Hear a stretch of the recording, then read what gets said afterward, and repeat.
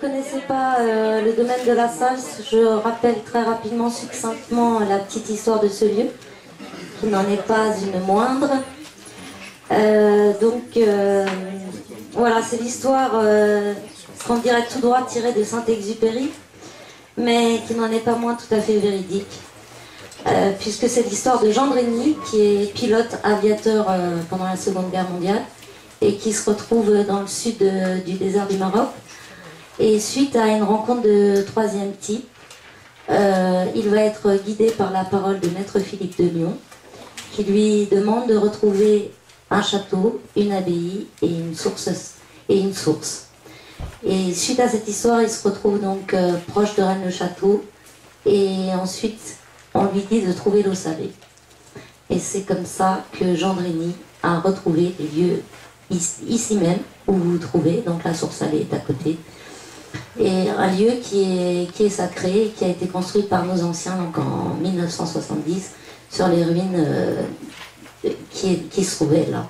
Mais un lieu qui était à l'époque complètement abandonné.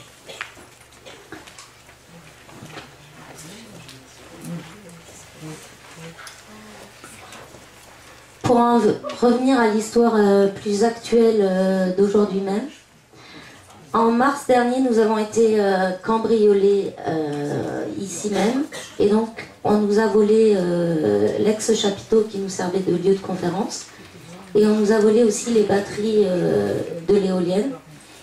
Et nous avons lancé un appel de soutien auquel de nombreuses personnes ont répondu. Et c'est à cette occasion que j'aimerais remercier tous les gens qui nous ont soutenus, notamment Philippe van der Hecken, Fabien Robert qui est dans la Salse, et puis évidemment Fanny Bastien qui nous a permis de faire de la publicité pour nos événements à son festival, à son film du festival, le festival du film de l'insolite à Rennes-le-Château. Voilà.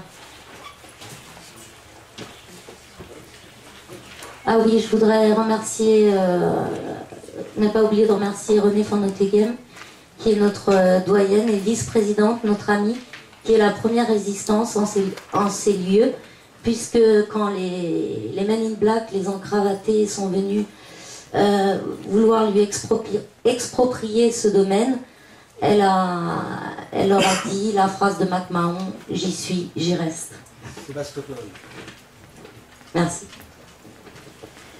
Merci à René. Ouais.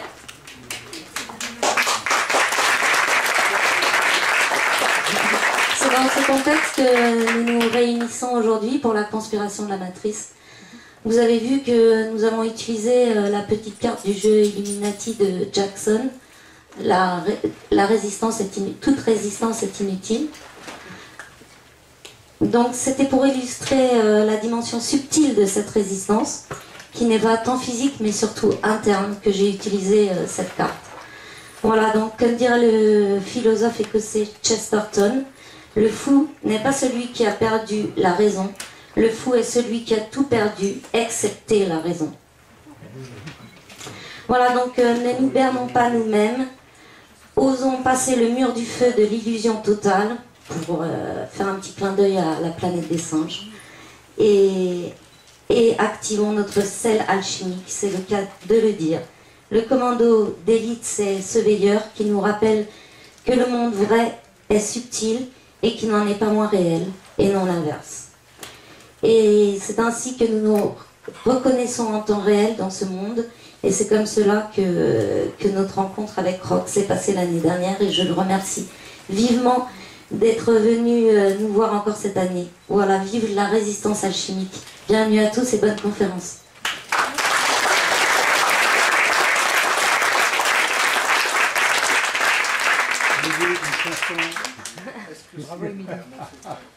Bonjour, bonjour. Merci d'être venu ici à la Salse pour assister à cette conférence qui, j'espère, va vous interpeller et au moins vous surprendre et peut-être même vous amuser. Je tiens à remercier Émilie, Marc et Sylvain qui m'accueillent dans ces lieux qui sont une sorte d'avant-poste de la résistance. Ici on est un peu dans une zone frontière de la matrice, et pour des raisons diverses, géologiques, etc. Et donc c'est une association que j'ai cœur à soutenir. Et puis je pense que c'est votre cas également, et je pense qu'on peut les applaudir. Oui.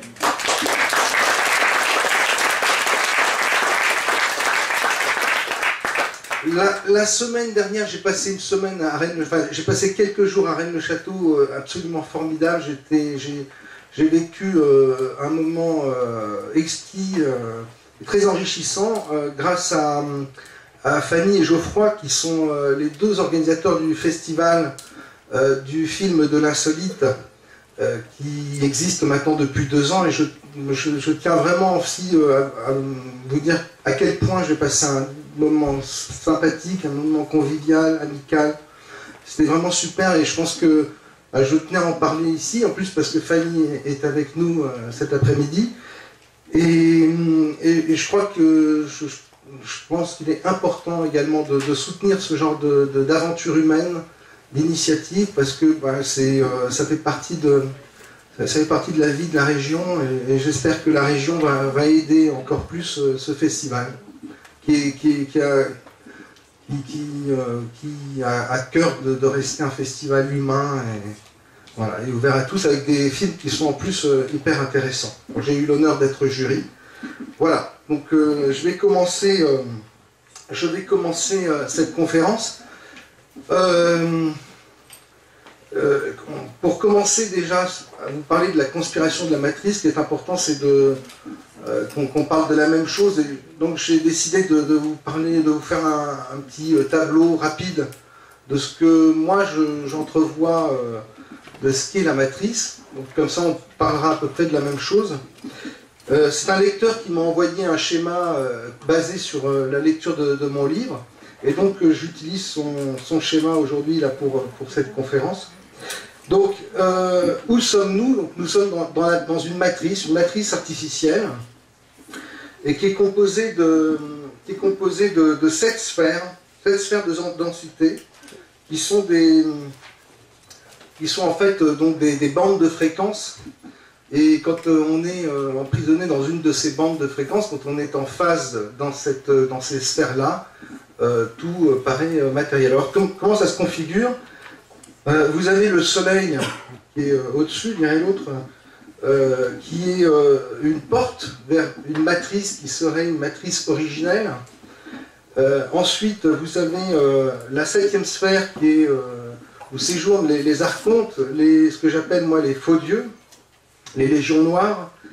Dans la 6e sphère, vous avez les éons, qui sont des entités gigantesques, grandes parfois grandes comme une galaxie, en tout cas beaucoup plus grandes qu'un système solaire.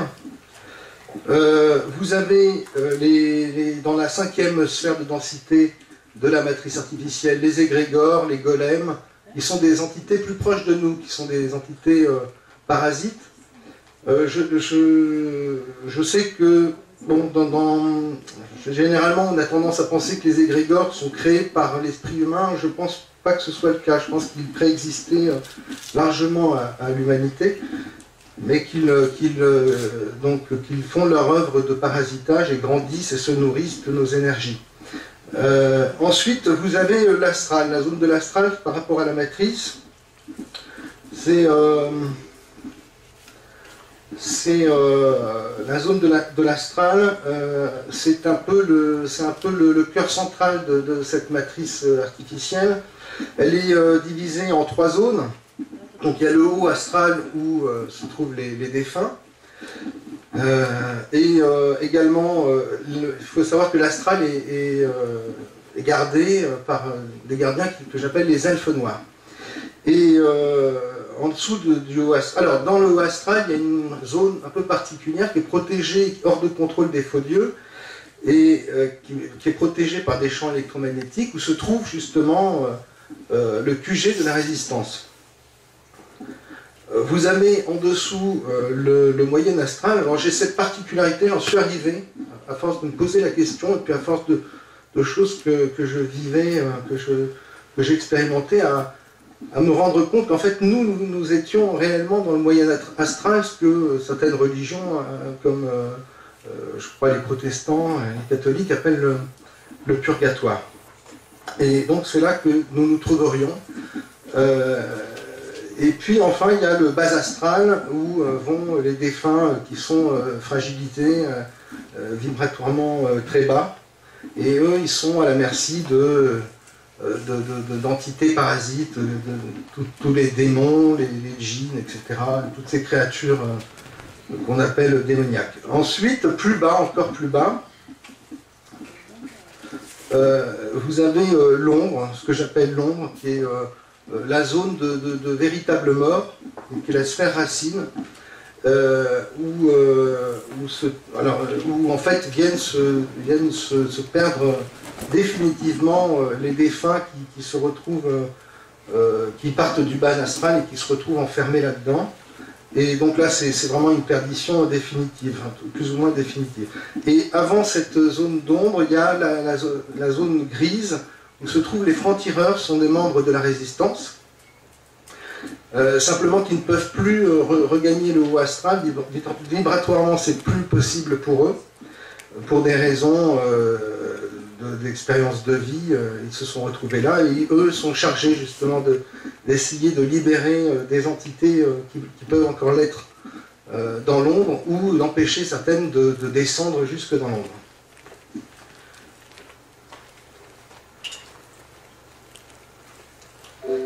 Alors, évidemment, ce dessin d'un lecteur, c'est très schématique. Il faut imaginer plutôt une chose comme ça, à base d'énergie, de vibration, de fréquence. Et puis, lorsque mathématiquement, on voulait le représenter, c'est pour donner juste une idée de ce que pourrait être ce monde, et puis surtout une idée donc, du côté fractal de celui-ci. Voilà, je vous montre ça, c'est à titre d'exemple. Alors c'est amusant parce que là il est posé sur une table, donc il y a un reflet, et en fait j'imagine que c'est plutôt comme ça, il y a forcément un effet miroir avec le soleil au centre, et de l'autre côté une zone de la matrice originelle, celle-là.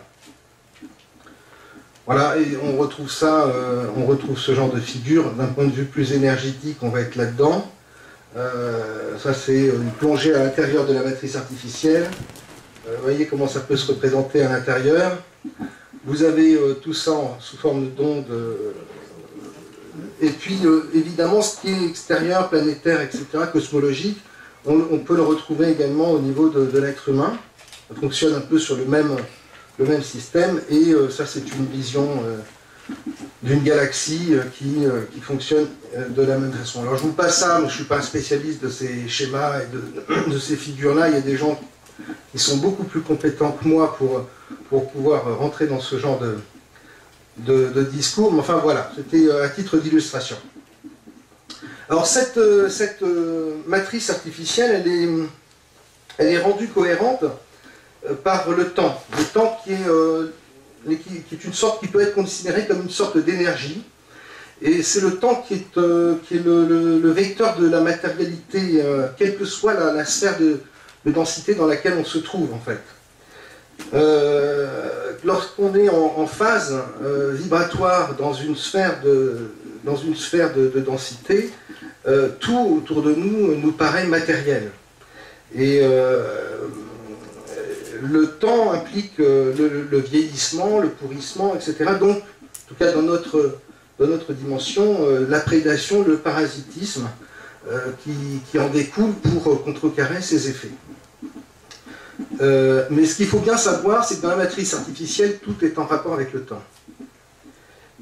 Alors, plus le temps s'écoule rapidement, je crois, hein, je ne suis pas non plus spécialiste, mais il me semble le comprendre, plus le temps s'écoule rapidement, plus la matière sera dense, et notre pouvoir sur l'environnement limité. Si l'on en croit les Écritures, un jour dans la 7e sphère équivaut à 1000 ans dans notre sphère. Alors, cela n'implique pas pour autant un rapport équivalent au niveau du vieillissement, car le temps n'agit pas de la même manière sur la matière en fonction des sphères dans laquelle il circule. En tout cas, c'est du fait de l'existence du temps que nous devons plutôt parler de mémoire que de connaissance. Alors, on s'est amusé à... Enfin, j'avais fait un schéma dans Top Secret à l'époque pour un peu visualiser comment fonctionnaient ces perturbations de temps, comment est-ce qu'on pouvait voyager dans le temps, etc. Et on avait, oui, parce que en fait, chaque sphère, chaque grande sphère principale, parmi les 7 sphères, etc., peuvent être en fait configurées, vous l'avez vu avec les schémas mathématiques, comme des millefeuilles. C'est-à-dire qu'à travers ces lignes de temps, ces lignes de réalité, dans ces sphères, il peut y avoir toute une succession de lignes de réalité et de temps qui sont parallèles, qui se chevauchent, se superposent et qui fusionnent. Et donc, alors, on imaginait un voyageur du temps qui partait dans le passé, et en arrivant à une période du passé, donc il n'y avait pas le problème du paradoxe, vous savez, de celui qui tue son père, etc.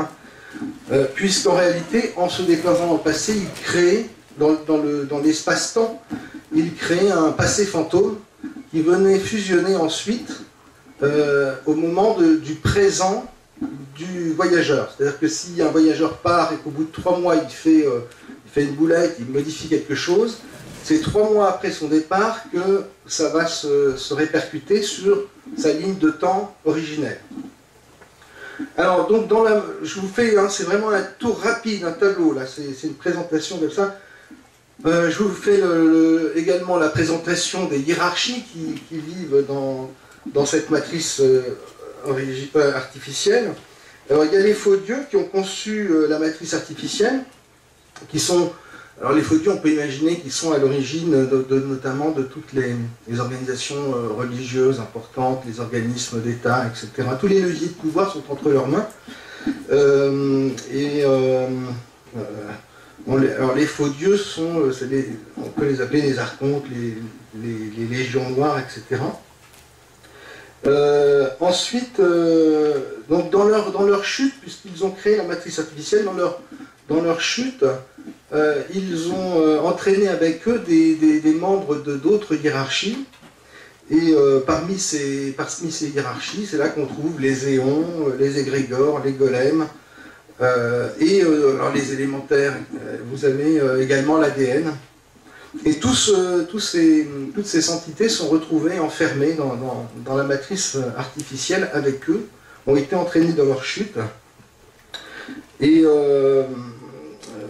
à force d'avoir baigné dans ce que j'ai appelé une humeur noire, leur personnalité, leur nature s'est modifiée, et la quasi-totalité ont dû, pour survivre, porter allégeance aux faux dieux, pour avoir certaines autorisations, justement, de parasitage, de choses comme ça, pour survivre. Finalement, on remarque que de toutes ces entités-là, c'est l'ADN qui... Enfin, je dis l'ADN, c'est générique, c'est peut-être une partie de l'ADN, je ne suis pas scientifique, et on rentre vraiment dans l'infiniment subtil. Mais en tout cas, c'est peut-être l'ADN qui s'en est le mieux tiré, qui a réussi à sortir son épingle du jeu en parvenant à trouver un moyen de survivre sans avoir besoin véritablement de porter allégeance aux faux dieux, simplement en utilisant la prédation et en remplaçant l'échange et le partage énergétique qui existait avant dans la matrice originelle, a dû utiliser ce système-là pour rester immortel.